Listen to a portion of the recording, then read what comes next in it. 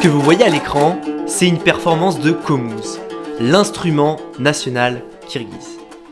On retrouve de nombreux instruments au Kyrgyzstan, dont le tchoul, le kak, le temir komuz, le komuz qui reste le plus représentatif de la musique dite traditionnelle kirghize. Le komuz est un luth à 3 cordes, traditionnellement fait en entrailles et veines d'animaux pour les cordes, même si aujourd'hui on utilise plutôt des matériaux synthétiques, et le choix du bois est fondamental dans la fabrication. Il est sélectionné avec précaution parce qu'il influe directement sur la qualité du son produit. On utilise souvent de l'abricotier, du noyer ou du genévrier.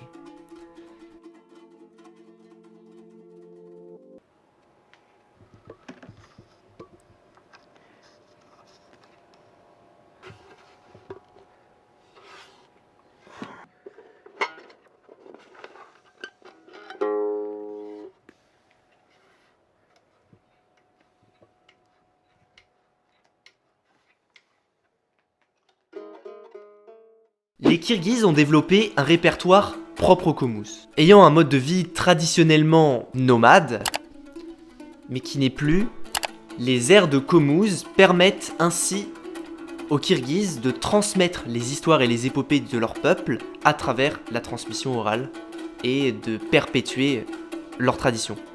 Parmi les différentes formes musicales existantes, on retrouve entre autres la berceuse, les complaintes et les mélodies lyriques, principalement des chansons d'amour. Ces mélodies lyriques, elles sont souvent chantées par une femme seule. C'est vraiment une façon de chanter qui est très particulière et qui démontre des qualités vocaliques vraiment singulières. Et ça dégage quelque chose de fort et je vous laisse avec l'extrait pour en témoigner par vous-même.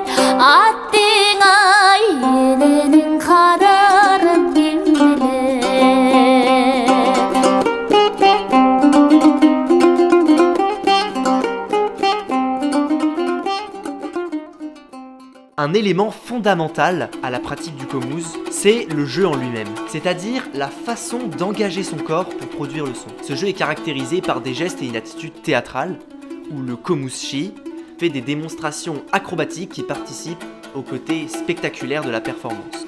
Dans son article pour une anthropologie du geste musical, Jean During décrit la pratique de l'instrument en ces mots.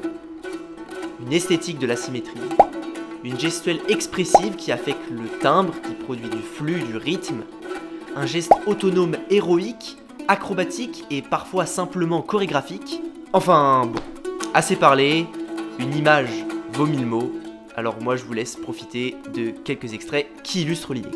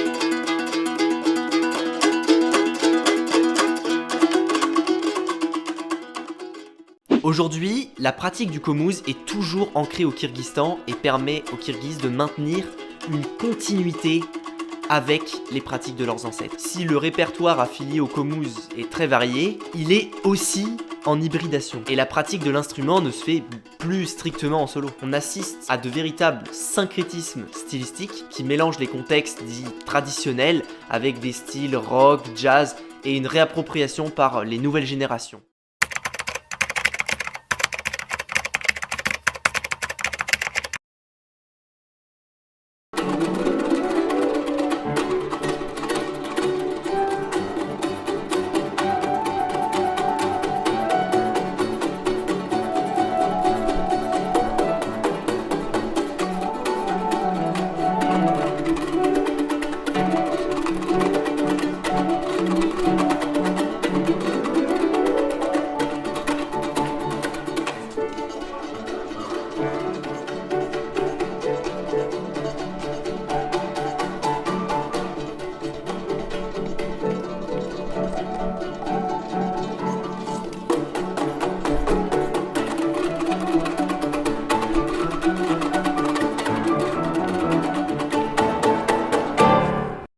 On assiste à des performances collectives impressionnantes, comme celles réalisées par plus de 1000 joueurs de komuz lors de la cérémonie d'ouverture des Jeux mondiaux nomades en 2014.